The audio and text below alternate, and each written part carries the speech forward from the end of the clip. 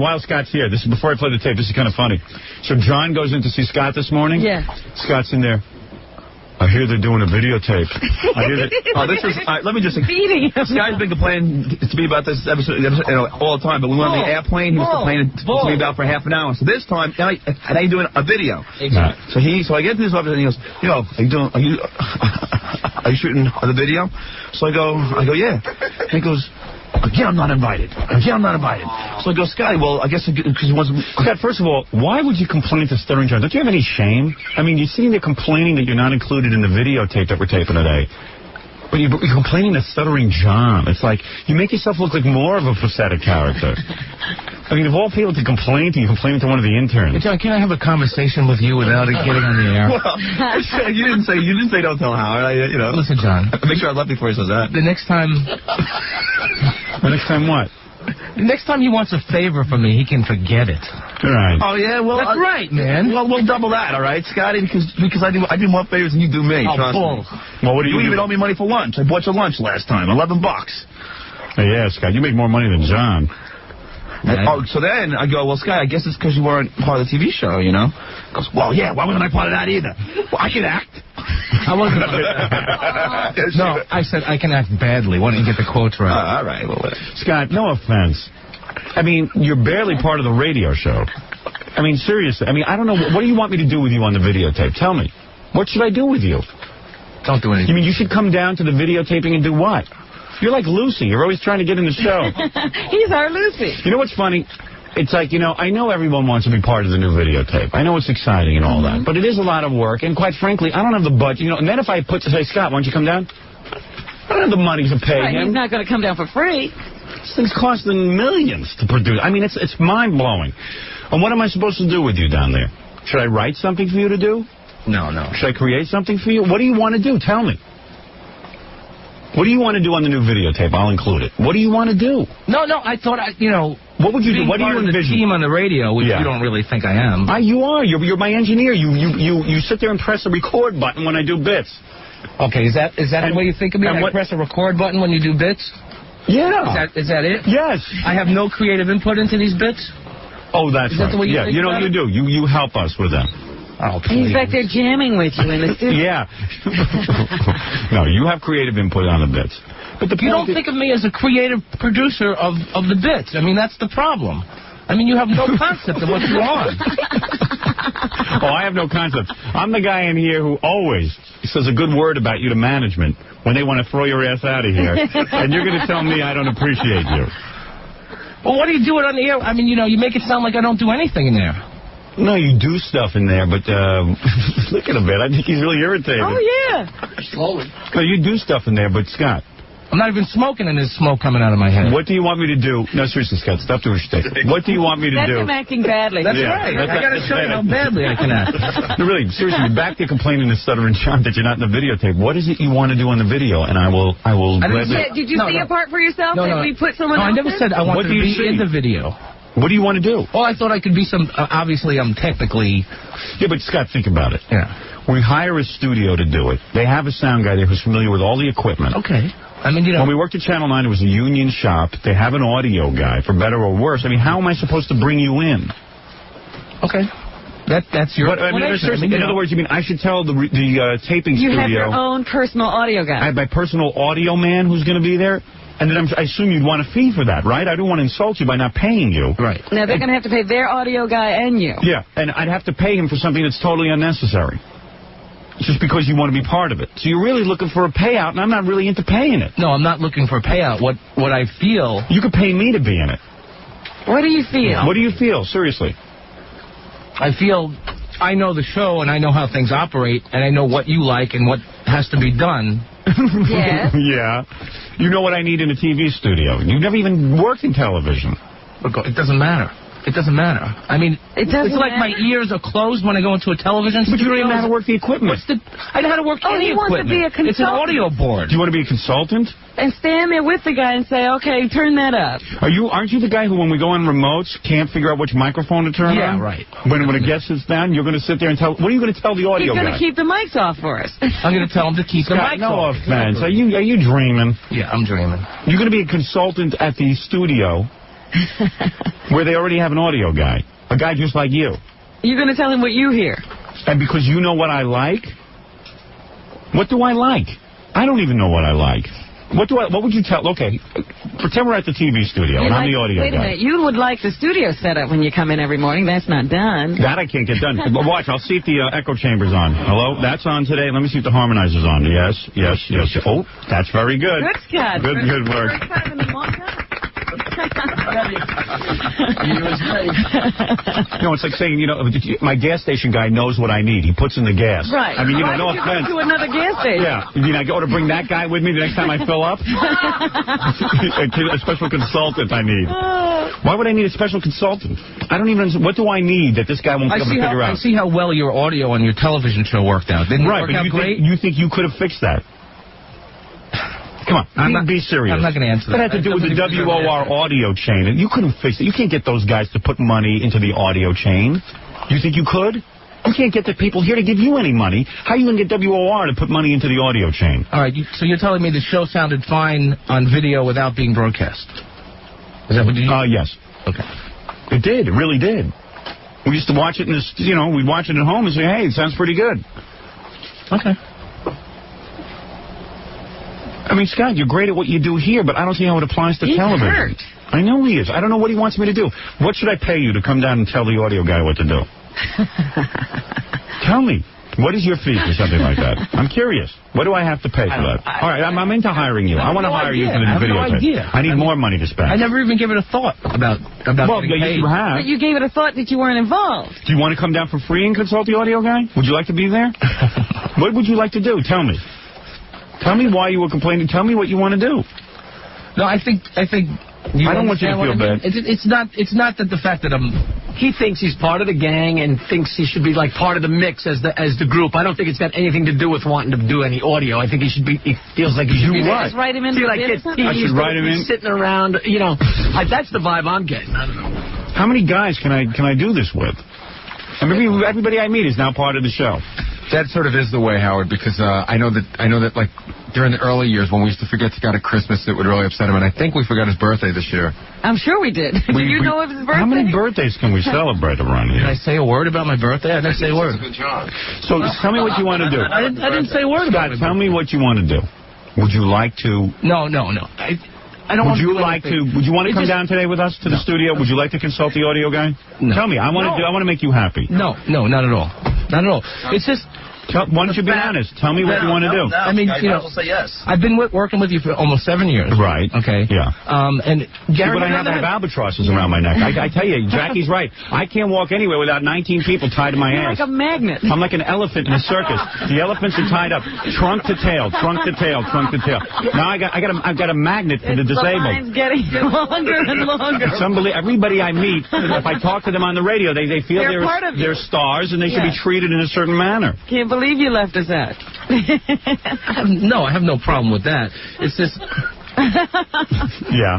You don't know what you have a problem with. What do you have a problem with? I don't even understand the problem. What is it you're back there screaming about? I want to help you. I want to put you out of your pain. No, when you work as a team, you know, as we do here. Right. When the rest of the team, including everybody. Including everybody. Now, let me tell you something. Didn't we leave a lot of people from the team when we used to go on Fridays every week to the studio? Yeah, you left me. We left Mike. We left Gorilla. We left a lot. They're interns. Oh, what are you? Hey! Now, the reason I bring Stuttering John, let me explain to you. Okay, not that I know. Why do I bring Stuttering John? I have no problem with that. I mean... Why do I bring Stuttering John to the TV show? He's a fool. Thank you, sir. Not because he's a fool, because he's part of the show on air. He's part of the on-air talent of the show. He stutters and does weird things. He's an intern. People know him. He's a fool. All right, you're right. A stuttering fool. A stuttering fool. Why do I bring Robin with me? I still should I leave her? Should I leave her out of it? Should I leave her at home with you? She was a newswoman. She's a newswoman, but I think she goes beyond being a newswoman. All right, she's someone that I communicate. But I would gladly stay home and let you take my part. Would you really? Yes. You know, that would be interesting. I'll take you. No offense, but I don't know that I'm looking for Scott in that function. Can you imagine? He could wear my clothes. That might be interesting. I could do do a videotape with Scott. And kill him. Now, Jackie I take because Jackie's a writer for me. All right? Fred I take Fred, why do I take it? I think you found the weak link. Scott, you can take my place. There you go. Now, in all seriousness, Fred does characters. He plays certain parts in the video. He's also a writer. Absolutely. I mean, you understand that, okay? I don't argue with those points at all. You are more of a technical guy. You sit back there, you make a tremendous contribution behind the scenes to the show. Right. Absolutely. And why couldn't I do that? Because we come with a technical crew. In other words, when we go to these places, I can't sit and tell them, bring in Scott the engineer to run. These are people who are paid to run that specific equipment. It would be like, what if a disc jockey came in and said, hey, no more Scott. I want my own engineer in there. But you're an engineer who's paid here. Well, what's the point? And we know you're the best engineer. Certainly if you had to bring in a technical staff. Right. You'd bring in Scott. Oh, absolutely, Robin. Just make sure that never happens. Right. All right, Scott? Does that make you feel a little better? Yeah. You want to come down and watch us today? You want to sit there during the video? You want to be invited just to watch? You want to watch? What was that? Yeah. You would like to watch? Sure. All right. You can come down and watch today, all right? Sorry, I'm busy. First of all, his wife won't even let him go watch. Don't start. You're not allowed to go watch. Of course I am. You have to go home and watch your kid today. You're not even allowed to go. Okay. That's right. I want you to come today, okay? I want to see you come. Order him to come. Then they'll say, I would have come, but it was too late because my wife already was expecting me to come home. Can you come today to watch us? Maybe we'll get you on camera, drag you out a little bit? Sure. Yes, you can. Yeah. You going to call your wife and tell her? Let's call her here. Let's call her. Let's just tell her. Oh, you got it. Come on, dial her number now. No. Yeah, okay, now you're part of the gang. Yeah. Come on, you want to be part of the gang? You want to do an on-air thing? Yeah. You want to be part of the gang? Come on. Go make a call and tell your wife you're going to go do a videotaping today and hang out. I'm going to hang out and drink some beers with Jaggy. It'll be a lot of fun. There's probably going to be a lot of nude girls there. Oh! Yeah. And in fact, why don't you do some pre-interviews? Yeah. Oh. You know what? I got something you can do with the taping today. Here we go. I'll let him do some pre-interviews. Yeah, he'll be in charge of the girls. Yeah, you know what? You'll help me out with the girls. Okay. We do need you. Yeah. Come to think of it, you're very valuable there. See? You'll corral the bare-breasted women. One of our butt bongo players just dropped out. Seriously. Yeah. Scott could do it. Oh. Yeah, Scott could be a butt bongo guy. There you go. There you go. Right. Is that right? Do we need more? Because I can. We're right here. I'm on the air. I can drum up one. I'm going to find out in a minute. I have to call our production coordinator, find out how many we need. Yeah, if there's any guys and girls who want to compete for money on the butt bongo video contest, we can get you in there today. Probably squeeze you in. But you got to call Gary. What's his number back there? Gary's number 750-0550. Yeah, 212-750-0550. All right, we'll be back right after these words. Hello, this is Jackie Mason. You like to listen to Howard Stern? Take my word, you're wasting your time. But if you got nothing else to do, it's better than nothing. Hello, you want to listen to Howard Stern? Well, you're listening to Howard Stern. You want to keep listening? Why not? Where else are you going to go? For these prices, this is it. Hello, do you like the Howard Stern show? If you don't, then why are you listening? If you can't answer that question, stuff like this. We still have Stuttering John in here, and Scott's funny, huh? Was he really bitching at you? Yeah, see, he is very upset. He really is very. This is one of his complaints for the this is the story of my life, though. People are always upset with me because, people on the periphery are always thinking they should be involved somehow in everything I do. We've had this problem with engineers since we got into the business. Yeah. We had a guy, Bruce, the engineer, always wanted to be and everything. I was like, oh, wow, he's a great guy, nice guy and everything, but how can I have 50 million people in everything I do? Everybody who, I guess, because I'm a kind of a friendly guy, and I include everyone wherever I am.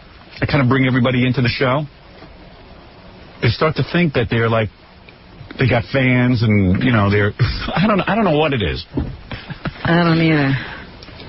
We used to have Greg, the engineer, and stuff, but he never bugged us to be part of it. Greg was great. Yeah. He was the only one who understood he was an engineer. Scott's a good guy, but he's a guy who works at the radio station, and just because he's here, I bring him in sometimes because he sort of interacts with us. And we include Scott whenever we can. How often would he have gotten to Los Angeles if it wasn't for us? Never. And then he bitches about the accommodations and the flight.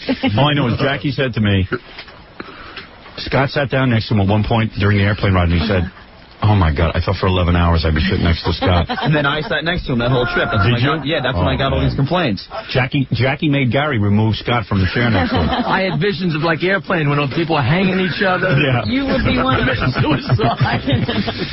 Scott just doesn't get how annoying he is. We weren't even sitting down yet. The plane hadn't taken off. We hadn't even put our stuff in the overhead rack. It was like, why can't we fly over the thing? Why can't we get cocktails served in business? Why am I not? Why don't I have leg seat? Scott, I'm not a friggin' stewardess. I'm on the trip with you. Yeah, I don't have any of these answers. Unbelievable. I'm upset too. I just don't have the answers, and I want to mellow out and enjoy the ride. I was trying to sleep, and I would close my eyes, and every 10 seconds, and this. Meanwhile, it's not like we're in first class. Right. Bitches, we're sitting next to him. And right. Scott, what's your story, man? Don't you lighten up ever? Don't you ever give up? No. Really? I mean, seriously, you're a heavy dude. And when Jackie complains about your complaint. Yeah, I mean, Jackie loves people to complain. That's why I was pissed off. I couldn't get into work. Because Jackie usually is the instigator. Yeah. Yeah. Like when when Jackie has a problem, he'll go to Gary, get Gary riled up, and Gary will walk in with Jackie. Jackie will instigate it's like turmoil. A union organizer. Right, he will organize people to complain. Quite a while. It has been, but this, Jackie, he really undermines actually a lot of the positive attitudes we've helped to create here at the show. But I accept it from Jackie because Jackie's part of the show. But I am aware of Jackie's role on the show. I know he undermines me. But a lot of times, what are you going to do? But Scott, when Jackie complains to me, when Jackie has to come to me and say, look, Scott is annoying me with his complaining, I know that's really... He must be really frivolous with his complaining. That means that's really bad. I mean, Jackie has complained to me many times. Jackie complains to me in the car ride home. Scott just won't stop. It's endless. When, Jackie? Even Jackie stops. Maybe he has to take a few drinks to do it, but he stopped. Okay. Is that the answer? All right, man. Go talk to your wife and see if you can come over to the taping today. I don't have to talk to my wife. All right. Oh, listen to him. Oh, yeah. You have to ask your wife's permission to come over to the taping today. Tell the truth. You're going to have to call her. I'll call her and tell her I'm going to be there. Oh, call her and tell her. Come on, shiny macho man.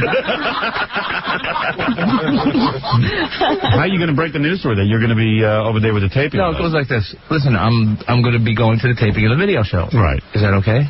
Is that And then she says no because I want you to come home and take care of the kid. What are you going to say? Well, Howard really wants me there. I'm a valuable part of this project. Oh, yeah? He's paying you? No. So what do you have to be there for? Well, I want to be part of it, damn it. Nude girls. Nude girls, yes. Nude girls. Lots of nude girls. It's not like the Channel 9 show. They can do whatever they want. It's a tape. No holds barred. No holds barred. I got to be there, please. Then they're going to make fun of me. You're going to make fun of me if I don't show up. I'll bet you. Who wants to bet right now? I say Scott doesn't show up. I'm with you. If he's there, he's there for 3 seconds. Complaining Complaining that he has to go home. We complain about the audio. Right. Yeah, they should have hired me. I'm not going to say a word about it. Tell you what, if you come down today, on camera, I'm going to get you a hot oil rub down. You need somebody. Gee, thanks. I appreciate that. Yeah. We didn't know who we were going to get to do that. Yeah, you know what? You're in the hot oil rub down scene. Quickly, guys, write one down. Write one into the Tarzan sketch. It's done. Thanks, guys. I appreciate it. Very good. Appreciate the help. Okay. Go ahead. All right, so anyway, where were we? Stuttering John went to interview Larry King. Larry King had 8 people at the book signing. The phone's ringing back there. Did you hear it? That's it. That's his phone? That's his phone. That's his phone. He's in trouble. Wish we had a microphone back there. Yeah, that's when Scott could be of help. Yeah. Put himself on the air. We won't tape the whole massage, Scott. It's part of it. All you have to do is get into a towel. Yeah. Okay, where were we? Just Stuttering John and Larry King. So Larry King. Hey, you notice the cart machines aren't making noise now? Maybe if they're loaded, they don't. No, they were loaded before. Really? Yeah. Maybe unplugging them and plugging them was good. Maybe they have to warm up or something. Warm up, they're plugged in all night. Yeah. Maybe they have to cool down. Cool down, yeah. That would make more sense. Okay, so 8 people were there. Yeah, and he's so happy to see me. He's happy to see you at first because it's embarrassing to be at a book signing and nobody is there. Yeah.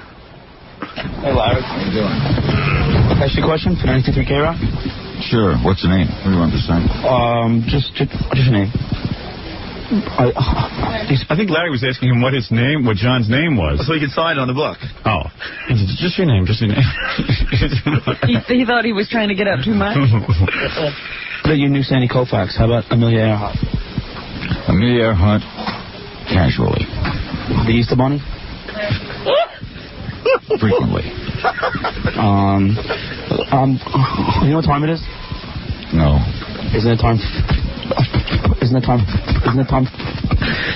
for you to propose? Isn't it time for you to propose? How do you mean? Enjoy the book. Wow, I'm just asking a question. You see Fault Man, Larry?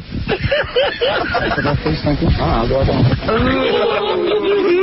I gotta hear that again. Yeah, me too. He's like, oh man. And then they escorted me out. But just so you understand what's going on in that tape, the first question is,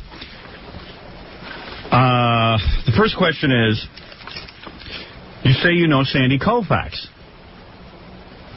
I think he doesn't even answer it.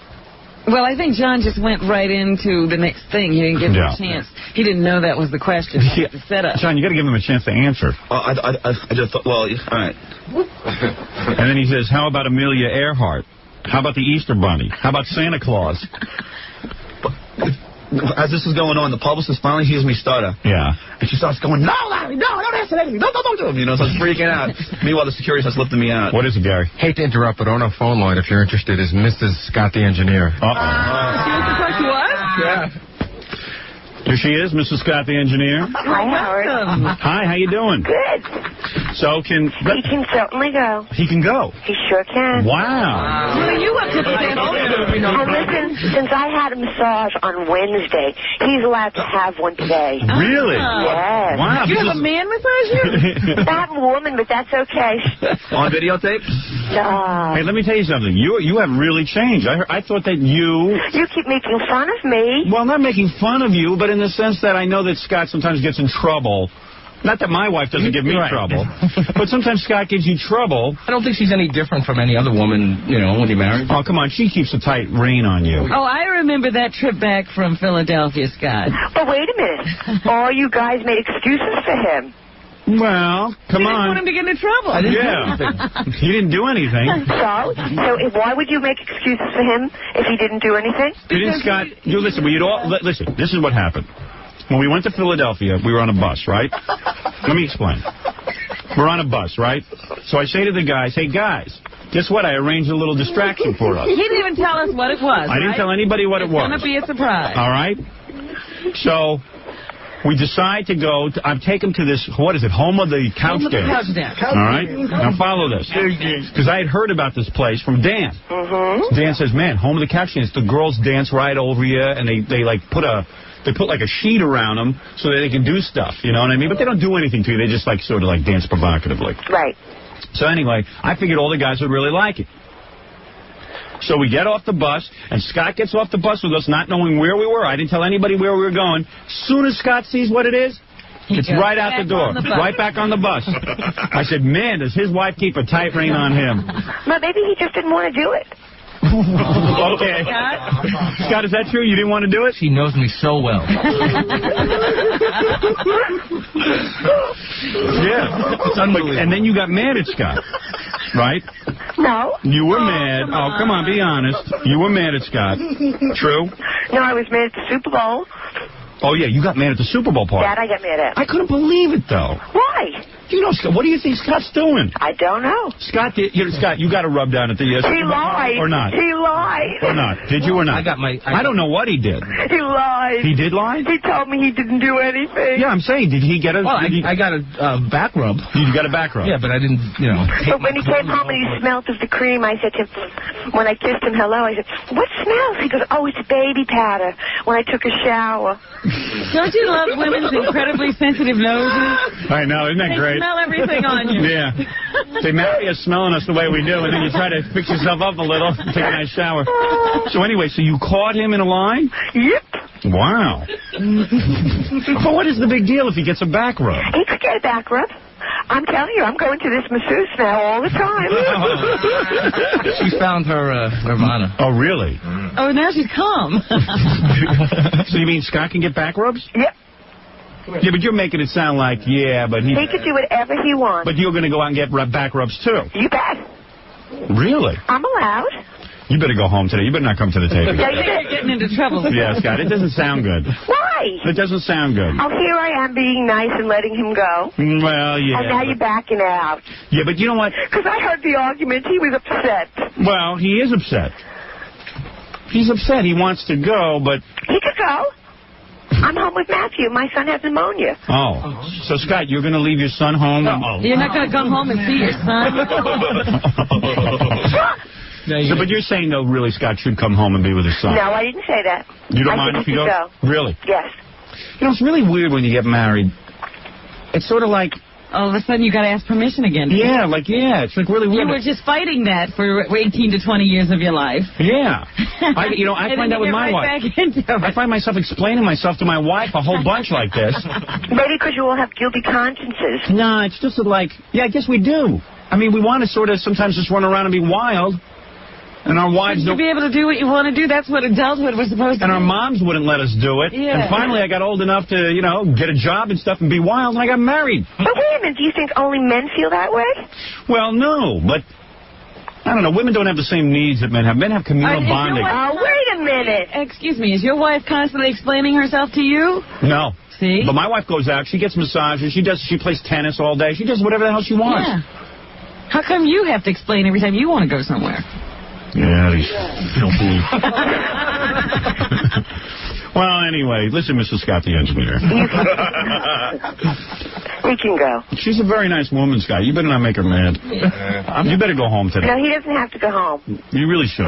I know this is important. Is it all right if he comes tomorrow, too? Sure. It is? Yeah. Woo! She doesn't have to work. Because I'm going away. All right. All right, well, Scott has permission. Let's leave it at that. All right. She got really mad at him with the Super Bowl party. Well, no, don't you remember what Scott was like on the bus coming back from Philly? It was like, oh, man. I'm sorry. Oh, she said she was gone. She was leaving the house. Right. Don't you remember that whole thing? And he was like a She's making this stuff up. Oh, it's not? Scott was, like, really nervous going home. You know, my husband has a bigger mouth than I do. They're in the doghouse. No, Scott was, like, really nervous. Scott was really nervous coming home because when we were coming back from Philly, even though he did nothing. That's why I was nervous, because I felt I didn't do anything, and he felt that you were going to yell at him. But what a yenta he is. Oh, give him a break. He's such a good guy. Why are you laying a trip on the guy? Why are you laying a trip on the guy? Big deal. So he went to the Super Bowl party. All the guys were getting back rubs. He keeps his shirt on. Woman touches his shoulders for 3 seconds. For 3 seconds. Did your parents ever teach you if somebody jumps off the Brooklyn Bridge, would you do it too? Are you honest about everything with Scott? Pretty much, yes. Pretty much means not. Yes, I am honest with him. Do you tell him everything you do?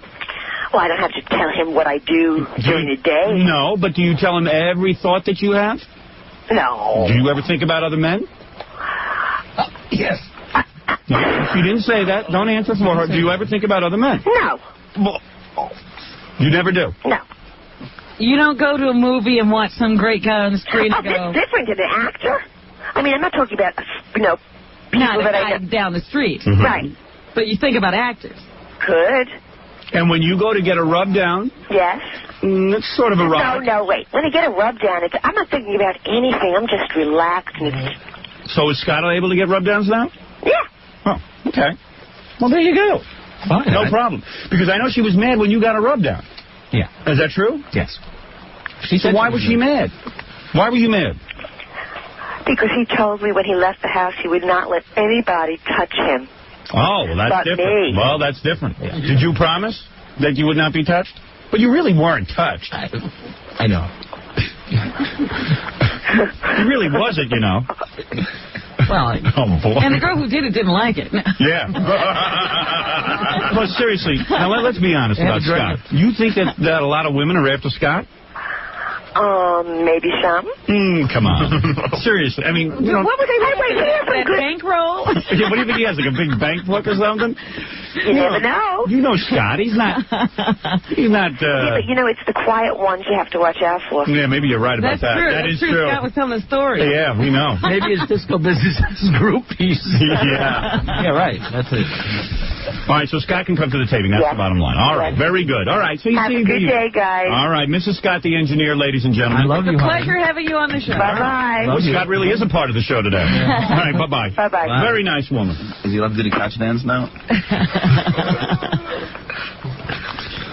Well, there you go. So you can come down. Your wife just gave you permission. I told you I wouldn't have any problem. Good for you. Let's open the door and see if the phone Honey, I'm sorry for the bathtub incident with Jessica Hahn. All right, so let's get back to Stuttering John. One more play on Larry King with Stuttering John, because it's such a great stutter there. In case you're just tuning in, Stuttering John went to see Larry King at a book signing. 8 people were there, so he was thrilled to see Stuttering John. Stuttering John asked him about Sandy Koufax, which Larry allegedly always lies about. We still can't get to the bottom of that. Supposedly he doesn't know Sandy Koufax, according to Sandy Koufax. But Larry keeps writing about him that he grew up with him. Yeah, I don't understand how these two things match. Why doesn't Sandy do something about it? Like, go public. Well, Sandy don't go public about anything. I know. That's why Larry can get away with it, I suppose. Chose him specifically for that reason. Anyway, so John asked him about Sandy Koufax. Then he asked about Amelia Earhart and the Easter Bunny. But here it is, in case you missed it. Hey, Larry. How you doing? Can I ask you a question for 93K Rock? Sure. What's your name? What do you want to say? Just your name. You say that you knew Sandy Koufax. How about Amelia Earhart? Amelia Earhart, casually. The Easter Bunny? Frequently. You know what time it is? No. Isn't it time for you to propose? Don't lie about your name. How do you mean? Enjoy the book. Wow, I'm just asking a question. You see Faultman, Larry? Step out, please. Thank you. Step out, please. Don't lie about your name. Well, don't lie about your association with Sandy Koufax. Yeah, why can't we lie if you do? Yeah, don't lie about your name. I don't know what he meant by that. Do you know what he mean? You know what he meant by that? I don't know. Maybe he thought you were like Captain Jenks or something. Come on. Those were good questions. I mean, seriously, what was so bad about those? The guy does propose at the drop of a hat. He writes about it. Why is he embarrassed to talk about it, but he's not embarrassed to do it? Yeah. I don't understand that. I say anything you do, you shouldn't be embarrassed to talk about. That's why I talk about masturbating so much. I'm proud. You know, he walked in there, so after that, I waited outside for 2 hours to get him again, but he slipped out the back door. You're determined. I love that about him. Yeah. Then we had cool questions like, aren't you jealous of Howard? Don't you feel like a loser because Howard has been in the business only a short time and he's more successful? Why do you handle the phone calls about Howard so badly? Did your newest ex-wife throw a party after the divorce decree became final? How far back in your head do your eyes roll when you get a Howard Stern phone call?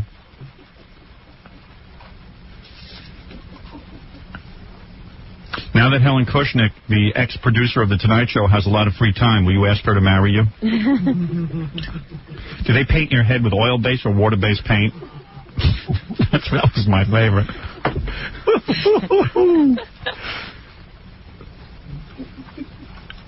Would you be pissed off if Sandy Koufax wrote his biography and lied about meeting you?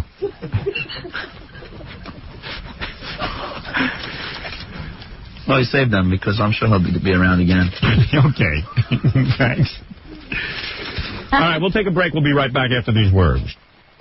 Howard Stern. All right. Me and you tonight, we gonna look at some big not no skin in the back, you know what I'm saying? We gonna look at naked pussy today. We gonna have things our way. You know what I'm saying? Cause any man that's a man, no love, he loves some big. You know what I'm saying? I want the big women. Don't give me no little flat-chested ones. Oh, yeah, Scott, you got to get my headphones working. This is what we got to do. My headphones aren't working. And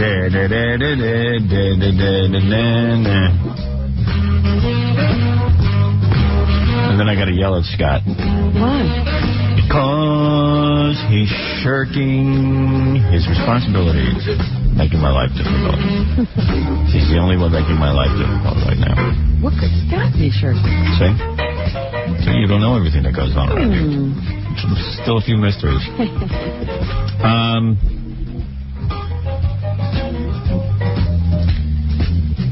No. What happens is, you know when I get on the air and it says, we're back with the Howard Stern Show and there's little music bumpers? Yes.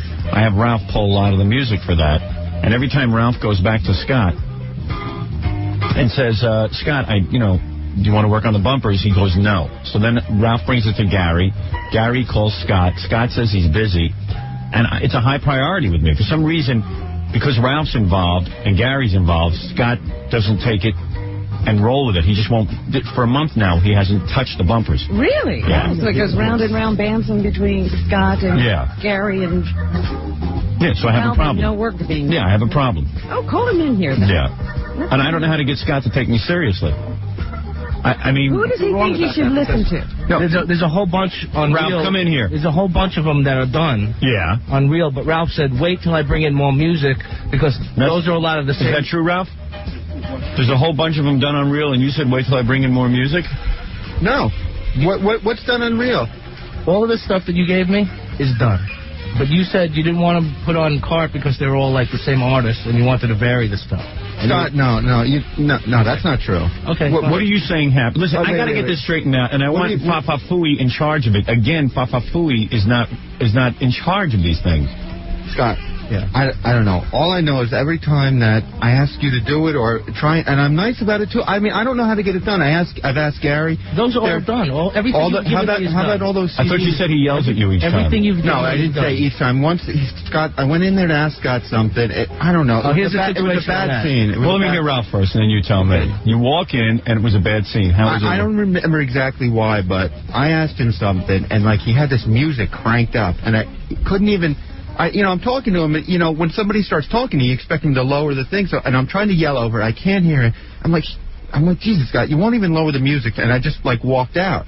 And then Scott starts screaming, and, it freaked me out because I've never seen Scott like that. Red in the face and screaming at me. Screaming about what? Okay, now you want to hear my story? Yeah. I'm working on Best Of in there. He walks in, and I'm listening to it because I got to listen to it. Come in here, Gary. I got to have you working on this. Don't walk out of here. This is your responsibility. Why are these two interfacing? Well, Scott's going to explain it in a second, but Ralph came to me like a month ago, and I spoke to Scott, and Scott said everything was fine. Ralph hadn't come back to me, told me there was a problem. I didn't know there was a problem. Ralph sits there with a blow dryer. I'm trying to read the newspaper, and I say to him, why are the bumpers not changing?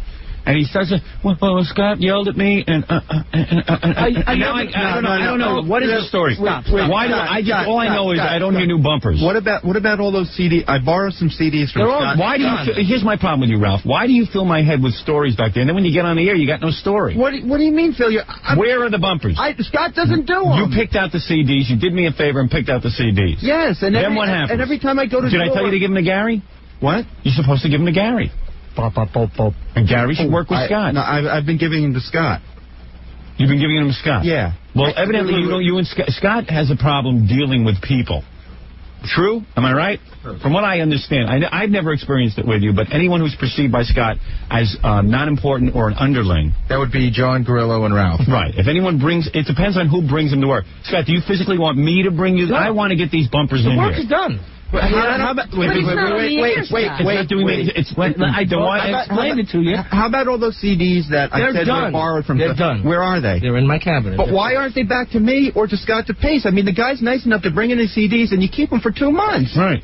That's ridiculous. And I asked Gary 2 times, and Gary asked Scott 2 times. It doesn't happen. So what am I supposed to do at that point? Be a pain in the ass? No. Let me explain something to Scott. Scott, Ralph is doing me a favor. It's not part of his job. Didn't I tell you that Sandy was doing those bumpers now? Sandy? So what am I supposed to do? Look for Sandy? I see her once every month. Scott. Ralph's doing me a favor. He's lending his CDs to me so that I can create bumpers. Right. You get the CDs, you dub off the music, 10 seconds of 20 seconds of music, and then you give them back to Ralph because they're his CDs. I don't care who does it. If Sandy does it, why does Ralph need to know who's doing it? What's the difference? How does that help him? And Gary, where are you? He likes to sit there and make sure that everything is perfect. As well he should. As well he should. Fine, so he knows. He's one guy I got that actually knows what he's doing. So fine. So he knows that when I'm busy and I'm doing... I wish all the people who work for me would sit there and worry about it. He's doing it for free. Ralph might be a turd, but he's doing it for free. I got to admire that. So what's the problem, Scott? You don't have the time to do this? He says he did it. They're all done. I said those were done. But he was about to say something like Ralph wants to sit there and when he's busy doing something. These are done, and I told you what he told me. He said, don't use these because I have to bring in more stuff because there are like 3 artists and there's like 3 cuts from each artist and they're all the same. I know what he's talking. I gave him like some CDs of some old songs, and you don't want to put like Ralph. So if you're telling him not to put it on the air, no. Scott's just saying that to weasel out of this because. Right. You know, that's just an. I told him with a couple of the CDs. I told him, you know, just use 1 or 2 songs and save them for later, and then we'll mix some more in, so they're not all like. The way that's remedied is Scott can put them on a rotating cart so that they're separated. Here's a big question. Right. When was the last time you, Ralph, asked Scott to Here's my question. I'm going to cut through all the questions because I'm getting bored. You understand? When I get bored, there's a problem. It shouldn't be such a big problem. I want right, OJ. Here's the deal. I want this done. It's very important because I'm sitting and listening to the same songs every day, and I got to figure my audience is. I like new. It sounds fresh. I like everything fresh. Fine. So, can I finish the other story? From now on, Gary, now you have to supervise. Papa Flunky.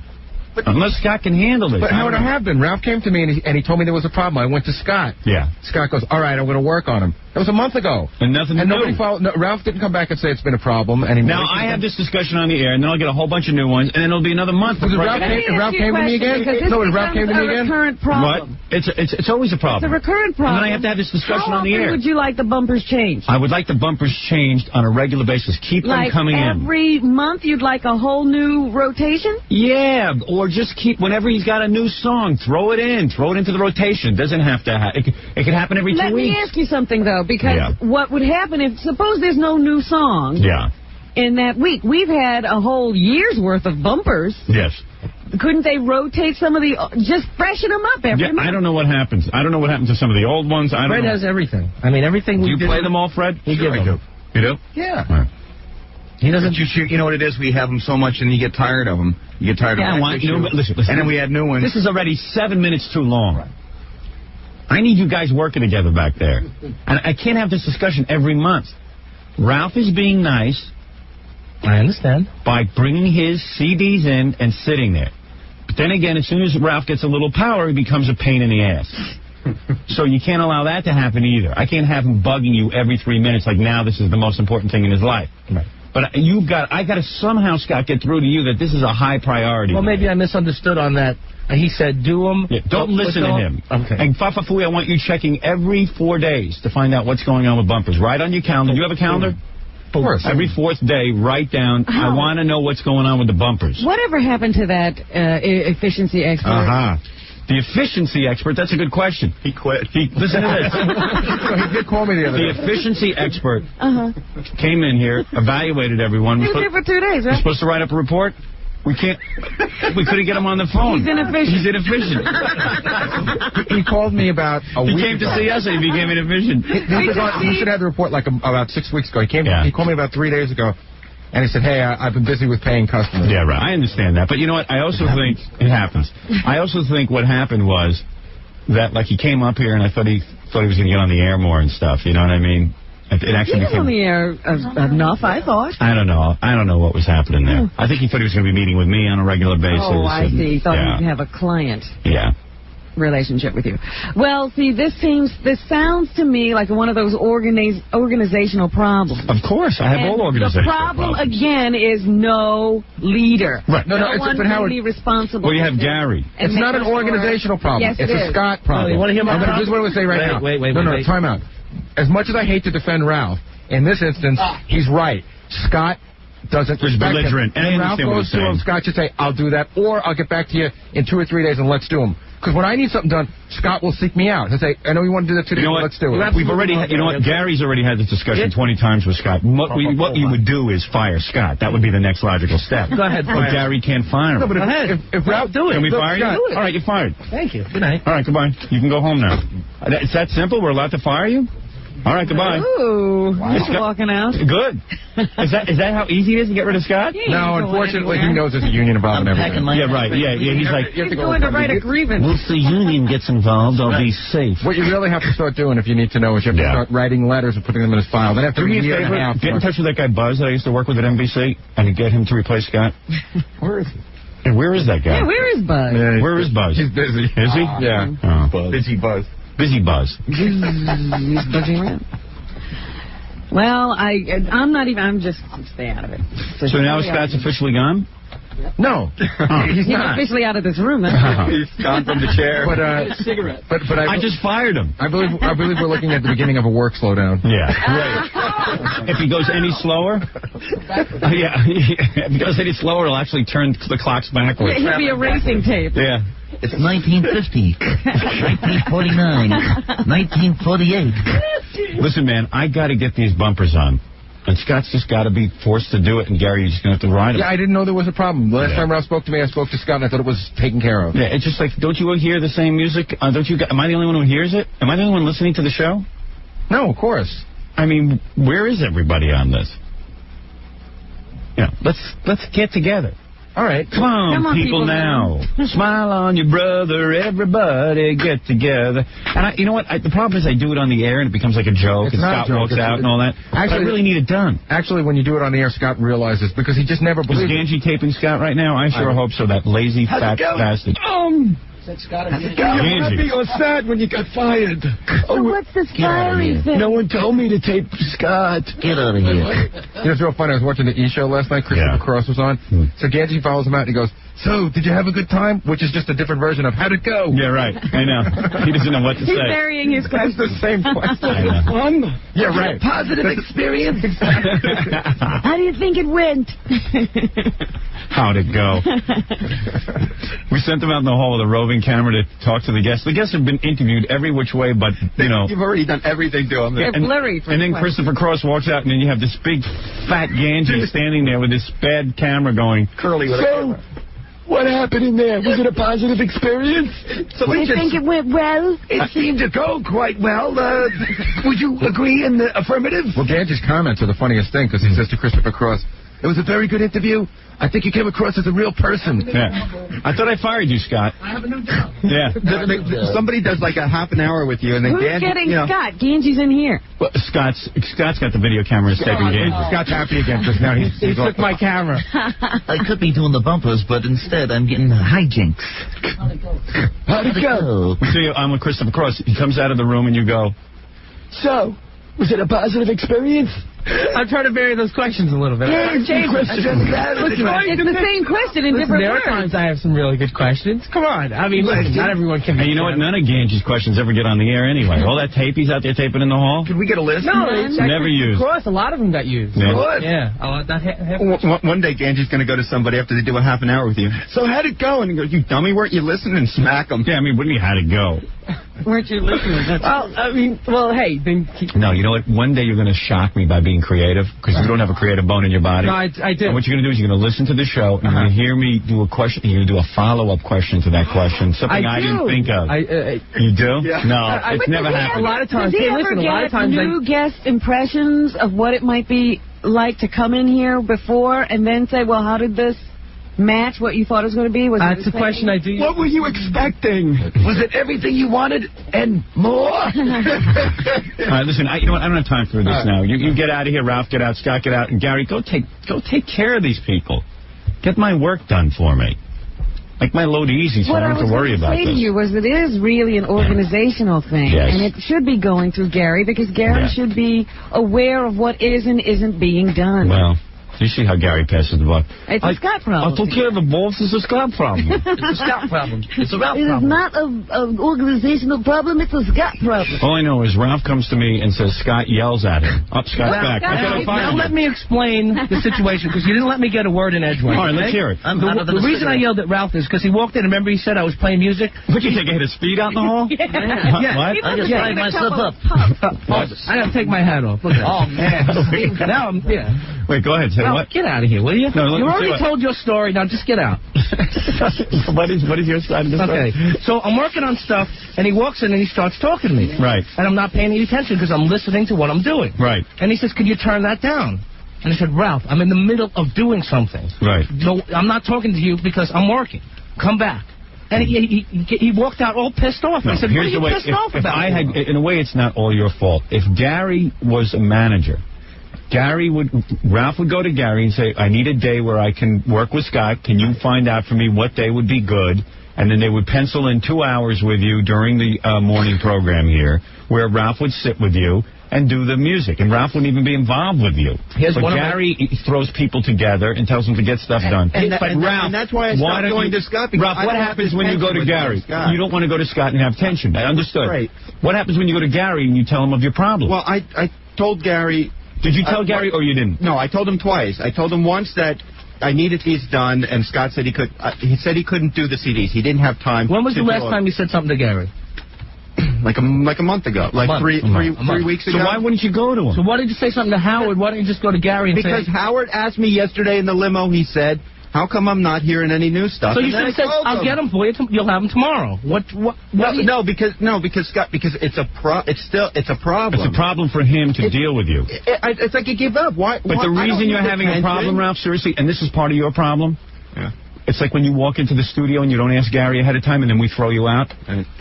It's because you're supposed to ask if you can come in. Right. Just go to Gary. Tell him you're having a problem.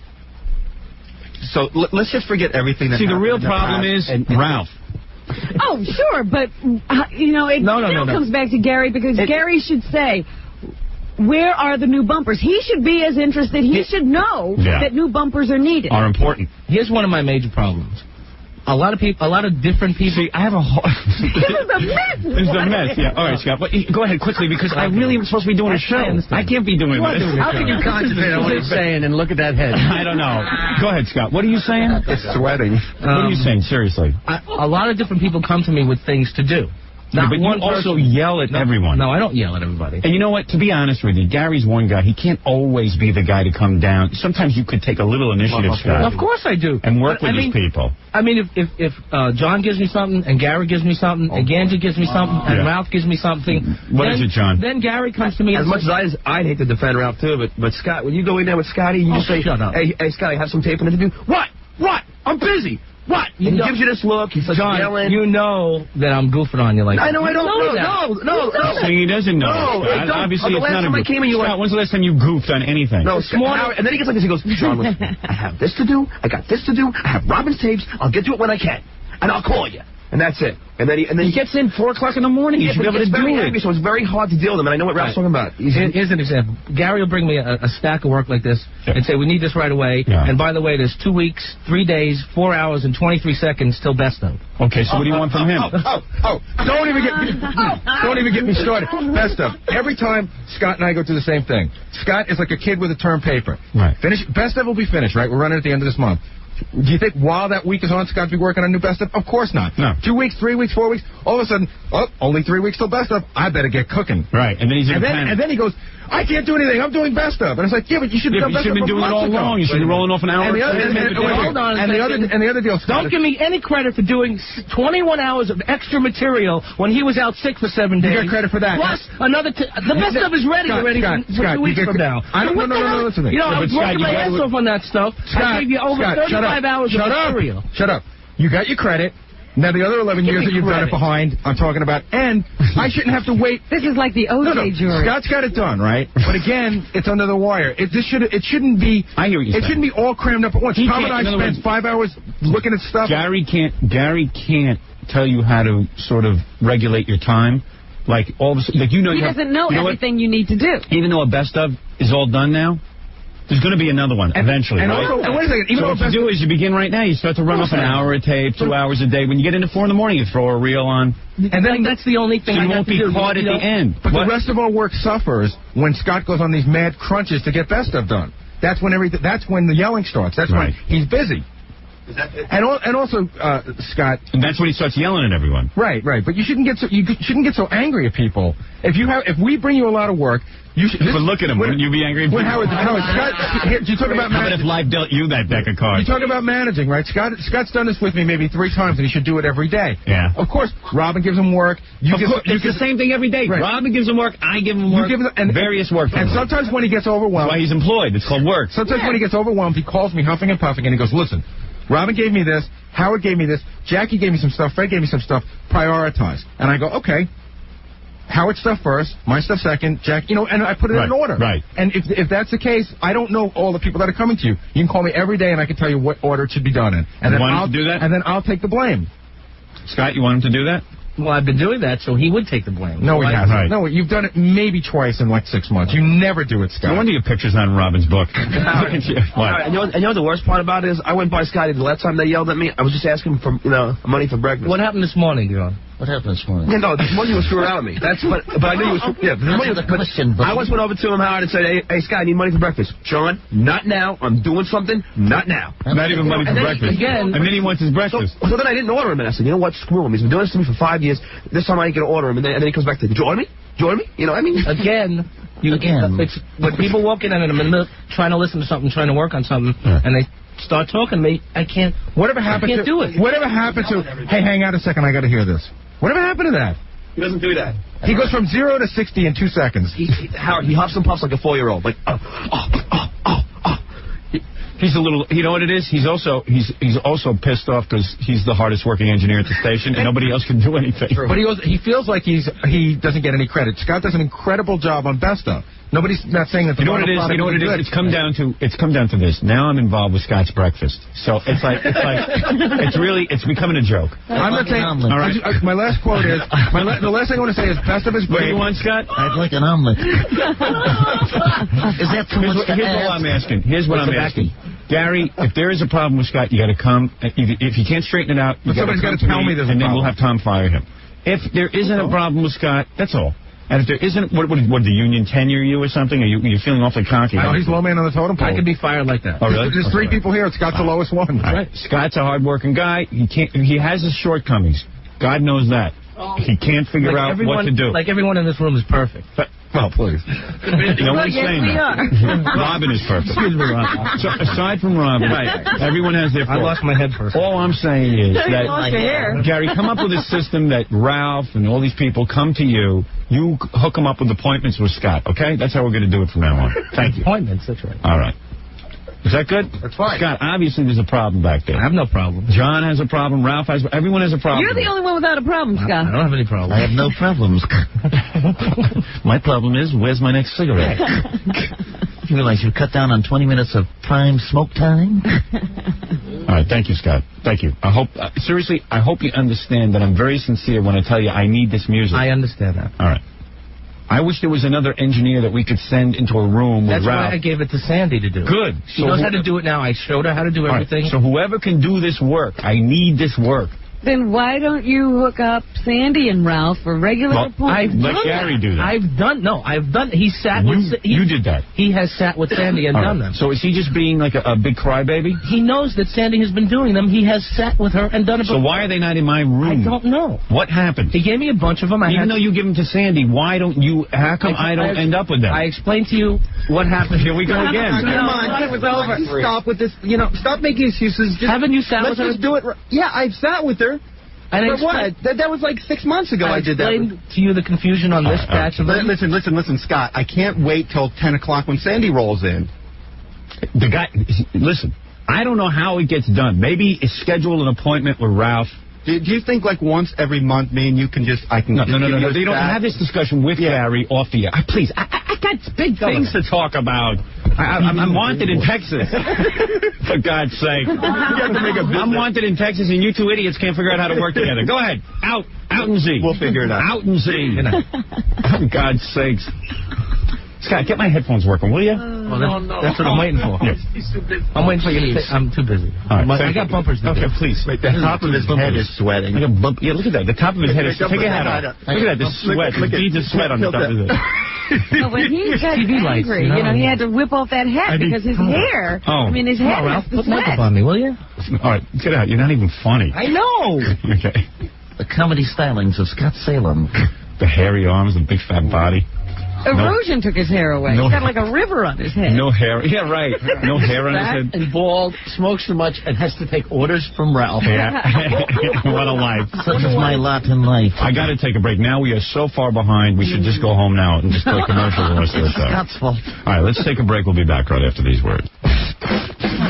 Howard Stern is American as apple pie, served by a lesbian waitress. Man who can satisfy two women at once. The best nose in show business, Howard Stern. After Friday's show, when we had all those girls in here, so evidently the girl who was eating the cherries out of our belly buttons and stuff and rubbing us down with banana paste, right? She must have spilled like the cherry jar. Right. She spilled some of the cherry juice on the carpet. And we were really careful in here. We laid down carpet, and we laid down special drop cloths and mats and everything. And quite frankly, we kept the place very, very neat. So a little bit of cherry juice made a stain on the carpet. In fact, it's all gone now, isn't it? Yeah. It's not even stained anymore. You can't find it. Well, one of the secretaries, I won't name her name because she doesn't like it on the air, was flipping her lid and laying a whole trip on Gary. Yeah. I said, and she was like, wait till management finds out how our morning team treats this studio. So I said, just tell her our morning team brings in big ratings. Worry about that. It's a lot easier to get rid of a stain on a carpet than to get a morning show that gets ratings. I mean, maybe they should get rid of us because we stay maybe they'll fire us because of it. She was yelling that we were going to have to pay for it and stuff. I said, I'm not paying for it. So it's part of doing business. And you know what? This carpet's going to be really stained up, not by us, but we always get blamed. Yeah, how long can a carpet last in there anyway? Yeah, I mean, people drink coffee. It's just going to happen. There are guests. They flick cigarette ashes on the floor. It's going to happen. There's no stain now, is there? No. Good. Can't find it. How do we get rid of it? I think Gan just went out and bought some spot remover. Yeah, I told him it would come right out with spot remover. No big deal. And it's junky carpet. I mean, it's not like it's great carpet. It's almost indoor-outdoor carpet. Yeah, How can you hurt it? It's like AstroTurf. Think of AstroTurf carpet. But I thought it was kind of funny, everyone carrying on. We're trying to do a show, and everyone's worried. And the whole big dilemma was this. The stains. How often does that person come into the studio anyway? Yeah. But that day, she was in here right after the show. You should have seen Tom Chiusano. Tom Chiusano, right after the show, came in and looked all around the studio, started in every corner and looked all around the studio to see what had gone on in here. Like you're going to leave a trail. But boy, was he stupid. We put the mic stand over the stain. Yeah, he missed the stain. Yeah, right, Gary? He missed the stain, so he was like, everything is fine in here. Well, no, he was really into this whole carpet caper. I mean, he really was following it. Yeah, Tom, our general manager literally has nothing to do. Yeah. You really don't need a general manager at this radio station. Sales department takes care of their thing. Programming takes care of their thing. And the general manager is supposed to just sort of oversee. But Tom really doesn't have to oversee anything. It just pretty much runs itself. And as soon as there's some controversy with us, Tom gets really involved. He's funny when he gets involved. But you know what? He spends way too much time on it. A busy executive would not have time for this. In fact, he thinks something like this was very frivolous, and he'd say, just take care of it. All right. But Tom gets all flustered and doesn't know what to do. He doesn't want to offend anybody. It's funny. Well, what happened? So they all start yelling at Gary. And I go, well, Gary, just tell him to come to me. I'll tell him where it's at. I'll tell him, hey, we did a show. Girl spilled some cherry juice on the floor. We'll do our best to get the spot out, but you know what? If it's not out, it's not the end of the world. Don't worry about it. That's the cost of doing business. It's not like this room is Better Homes and Gardens. Yeah, I mean, crap hanging on the walls. It's panties hanging up on the... It's a mess, is what it is. If worse came to worse, we could have just kept the mic stand there. I can take my coat off. Well, you know that inevitably something's going to get spilled on a new carpet. It wasn't like we did it on purpose. I mean, next week, the overnight guy could have spilled Chinese food on it. Trust me, he will. Believe me, that'll happen, and nobody will be blamed for it but us. Right. That first little dent in your new car. Right. And meanwhile, I see the stains completely out. Well, what happened was there was a little stain there, and then Sky came in to clean up and just move the microphones in, but not over it on purpose. It was just an accident. Yeah. So Tom got tricked the first time because he came in and he thought there were no stains on the carpet. Yeah. So you see him examine. Did you see him examine the carpet? He was looking around. Yeah. It was like looking around. The guy had a magnifying glass. Wow. But then he came back a second time, and that's how we got caught. I don't know why he came back a second time. I lifted up the stand and I go, uh-oh.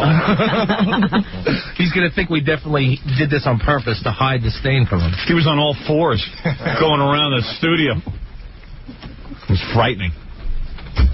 It was frightening. It's like the Gestapo. And then even I started getting uptight. Gary goes, there's a stain in the studio, and Tom's in there looking again.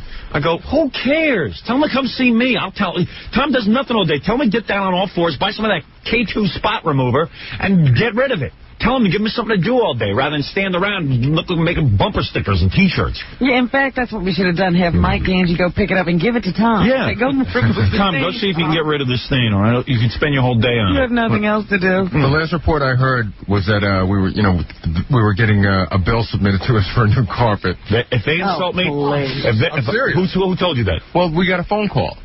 From who? Remember we were in your car and the phone rang? Yeah. And it was Ganji and somebody in management came over and said that they were going to submit a bill to us. Well, I'm not paying it. Submit a bill. In fact, I'm charging the station extra for that show because I busted my balls during that show working hard. What do you think of that? That's a bonus show. They got to pay me extra for that one. So they owe me money. Tell them to deduct it off the extra pay I'm charging the station for my hard work that day. Jerks. Charge me for that. As a matter of fact, I refuse to pay it. I refuse. I will not pay a dime to anybody. Well, now there's no reason. I mean, they can come in and see. There's no stain on the carpet. There's a lot of shows, even when I'm on Channel 9, I mean, there are shows where we're dumping vomit on the floor. You know what I mean? I mean, that's it. That's what happens. It's a radio show. You want me to be like Jimmy Fink? I'll sit and spin records for 4 hours. I won't have anybody up here. I won't do anything. Then someone has to speak to me directly about it. I want to hear that conversation, so I'm going to tape it, as a matter of fact. I want to hear it. I want my audience to hear this conversation. How do you think you get to be number one? Worrying about the friggin' carpets? That's what Tom has to do all day, is worry about friggin' carpet? Come to me with that bill. Come to me. I'll take the bill and like this. That's right. What do you think I'll do with that bill? How much a bill are you going to give me? How much does this carpet cost? 10 cents? Give me a break. Doing business. Trying to get to be number one. You think it's easy? Clawing your way up to the top? Tom would have known about that. Hey, Gary, never mind that argument. Where is Tom Chiasano? I want to know what I'm being charged for the carpeting. Well, I'm sure Tom has a bill drawn up. Yeah, let me see my bill. Let me find out what the bill is. I'm fascinated by the logic he uses when he makes threats like that. I'm sure that was inadvertent. He didn't mean it. It was in the heat of the moment. Yeah, let's hope you're right. He couldn't have possibly been serious. Hey, Tom, a doctor just called me. He says you can soul kiss Magic Johnson. The Australian called in. What is that noise, Fred? That's the cassette again. Hold on, I'll take care of it. All right, it stopped. I turned the power off. That's all. Took care of the whole squeal. Where's Tom? He said he'll be in a couple of minutes, but he said he doesn't know anything about... Well, how did you get a phone? Did someone else call you about a bill? Yes. In my car, they called to tell you that. Well, actually, they had spoken to someone in our office, and then someone in our office called to tell me, to relay the message. Oh, well, I'm not paying it. But Tom says he doesn't know anything about it. Oh, he doesn't? He's a lot, he's less frantic now than he was on Friday. Let's get some ratings. Let's get some team spirit going. Change the carpet. If you had to change the carpet once a year, I don't think it would be the worst thing that ever happened. Like, I'm the only one who ever stained the carpet in here. Insult my intelligence. You know, people around here better start thinking before they talk and open up their big fat yaps. And start threatening people. Or I might start charging them for the carpet. Well, if you want, we can, while we're waiting for Tom, we can skip ahead to Mark. Yeah, where is Mark? I got to ask him something. I think he's lost his mind. Mark Chernoff, our program director. Well, maybe he's not thinking. Mark won the big Super Bowl pool. Oh, did he? He picked Washington over. Hey, what score did you... Oh, there's Tom. So, Tom, let me get this straight. Oh, I thought that you were the culprit behind this. I thought I was being billed for the carpeting. Let me tell you something, pal. Just so you know. What are you talking about? Yeah, pal. Let me tell you something. Yeah. No, I got a call in my car. I thought you had been put up to this. That I was being billed for the carpet. Look, I don't do a traditional morning show. You know that, right? Tom is looking for the stain. I'm looking for You can't even find it, right? I don't see it. Yeah, no kidding. The girl was massaging us and spilled maraschino cherry juice on the floor. Maraschino or maraschino? Whatever. And let me tell you, I've seen Tom's suits. You should see the stains on his pants. You know, there's some things. You could use some spot remover. I've seen some sloppy people walking around. No, you haven't seen sloppy spots on my ties, suits. Hey, Tom, I was thinking maybe I should read to you from Playboy. Because, come out of his coma. Yeah, come out of your coma. Sally Jesse Raphael's son came out of a coma when she read Playboy. No, but you got to understand. I knew I should have had the radio on this. I don't do a traditional morning show. Right. If I spun records and came in here every day and left big stains on the carpet, I'd say, you know what? There's something wrong with me. Yeah. I have no respect for the place. But when you do an unorthodox show where you have many guests in and things like that, carpet will get messed up.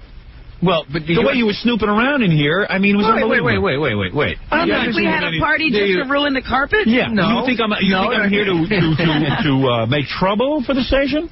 No. Of course not. Being threatened like I'm like some kind of criminal. Sherlock Chiasano was in here. Down on all floors. Unbelievably on all floors.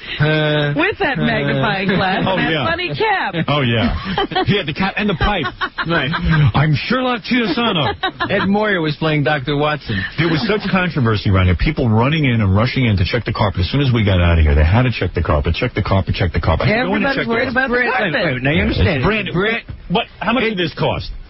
What, do you think it's cheap? Look at the job they did. It's coming. It's amazing. It's amazing. For the guy who complains more, who's the only one who verbalizes when he's not happy with the way things look around here. The damage that occurs in here is a result of the morning show. Now I understand. We're responsible for all the damage. You think that I stained the last carpet and ripped up the last carpet? Who ripped it? Yeah, who ripped the last carpet? The rip was probably just from where? Right. And what about all the stains all over the floor? You're saying I was responsible for all of those? Well, I would say they blame everything on the morning show. How about blaming the high ratings of the station on the morning show? Wait a minute. How's that? Do you get credit for them? Absolutely, you get credit for them. If we mess up the carpet and we turn #1 as a result of having guests and maybe a couple of stains and some wacky people in here. Would you take it? Do you understand that? What if somebody came to you? Do you understand? If this was the bottom-rated station. Wait a second. Sensitivity when it's brand new. Let me ask you something. You're the general manager of the station. When you have when you have your in-laws in. Yeah. And we listen to you talk about how you don't like when your father-in-law puts. But he's not doing a radio show. Do you admit to that? No, he's not doing a radio show. He's a guest in someone's house. There's a difference. Wait a minute. We took every precaution, and we couldn't help the fact that the woman knocked over a bowl of cherries. It's a radio show. I understand. That's what the studio's for wacky radio. And carpeting can be clean, Tom. Yeah, which it was. And from what I see, Tom, if I win the race, it was clean properly. If I win the race, but I get the engine dirty, do you care? Wait a minute. Answer the question. Can I get back to you on that one? I'm in a car race. I win the race, but the engine gets dirty in the race. The engine gets messed up. Right. Do you care? We send it out for steam cleaning. If we were the bottom-rated radio station, you came to me and said, Howard, I need you to do a morning show that'll get us some ratings. And I said, well, Tom, I can probably get it done, but your carpet might get dirty a couple of times during the year. Do you think you can handle that? He said, well, I don't know. No, let me go think about it. I got to go think about that. I'll get back to you. I'll get back to you. Give me a week or so. Okay. I feel Tom's brain smoking. I think I'm taxing him right now. All right, Tom, you had enough. Go ahead. I'm putting up too much. I'm taxing him. I think I'm really taxing him. No, you're not taxing anything. No, I see some smoke coming out of you. No, there's no smoke. All right, it's an optical illusion. Right. All right. There. Oh, you see, I hear it. Right. All right, Tom, we're done with you. Next. Oh, So, Tom, I don't want to hear any more about the carpet. Wait a minute. I don't want to even be bothered. It's insulting to me. It's insulting. There's no argument here. I had to do a show, a funny radio show. It involved bringing up massage people and wild people, which I'll have to do every once in a while. Not necessarily massages, but other kinds of controversial people. Do we have anybody who cleans this studio? No. Absolutely. There's such dust and dirt in here. You could die from breathing. But the stain there was going to ruin the look of the whole place. Take a look at the vents in here. They're worried about the carpet. I'm dying from my building is killing me, and they're worrying about carpet on the floor. I couldn't believe what was going on in here with carpet. I see people rushing into the studio. They're running back and forth. Yeah. They're coming in. He's going to have to pay. 5 or 6 people were on this. It was mind-blowing. 5 or 6 people were involved. I saw what went on. There wasn't 5 or 6 people involved. What's a little cherry juice? About among friends. You never had to deal with cherry juice, Tom? Yeah, I know you've done that. Tom and I thought. Tom reached from Playboy all the time. Is that right? That's how he's not in a coma. It's coma prevention. Yeah, you reach from Playboy, you don't go into a coma. But in all seriousness, I don't think it's such a big deal. There is dirt all over this. If you want me to critique this studio... What do you do on a regular basis? I mean, somebody hung a picture there and popped the whole ceiling off. Yeah, well, but look at the nice signs. Yeah, look at the ripped open paper bags. Do we want to talk about your... Jackie, do you want to talk about your pencil etchings on the control board here? That's not my pencil. Okay. Don't blame him. Jackie's perfect. I'll draw that right now. All right. I just made one. Excuse me. It's an accident. We revoked. Okay, are we done on the carpet? All right, go ahead. Goodbye. The stains appear, don't embarrass me. To be gone. Yeah, don't embarrass me by bringing up a stain on the carpet. Who brought... Have I said... Gary got a lot of heat on Friday. Well, it was a mess, and it did deserve to be cleaned up. And it was. Okay. All right. Sending a bill. Let me have that bill. I'll rip it up. If I get a bill, I'm sending it to you. Our collection agency will be talking to you. All right, very good. Done. Go ahead. The whole station has insulted me. I expect an apology and a very expensive gift. All right, we'll be back right after these words.